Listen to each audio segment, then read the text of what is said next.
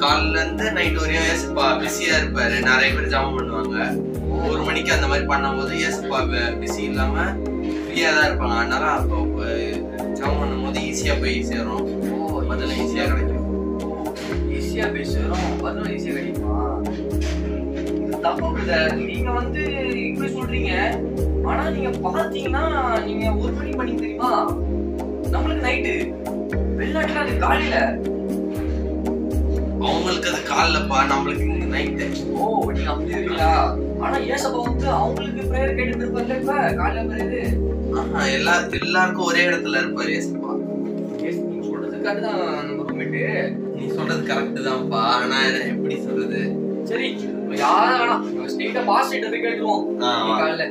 சரி, வேலைக்கு கிளம்புவோம். சரி ரூம்மேட், பாப்போம். ரெடி ஆயிட்டு கிளம்புறேன். சோத்ரையா.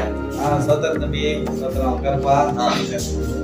ஐயா, நைட்டு 1 மணிக்கு ஜாமம் பண்றது தப்பாயா? ரூம்மேட் சொல்றாயா நைட்டு 1 மணிக்கு ஜாமம் பண்றதுல ஒன்றும் தப்பு இல்லை தம்பி. ஆனா நைட்டு 1 மணிக்கு பண்றதுனால ஆண்டவர் நம்ம என்னுடைய ஜெபத்தை மட்டும்தான் கேட்கிறாருன்னு நீங்க நினைக்கக்கூடாது. இந்த உலகம் வந்து ஒரு பக்கத்துல இரவு, மற்ற பக்கத்துல பகல். ஆண்டவர் எப்பொழுதுமே விழிச்சிருந்து இருக்கிறார். இப்போ நீங்க 1 மணிக்கு அதிகாலையில் ஜெபம் பண்ணி ஜெபிக்கிறீங்க.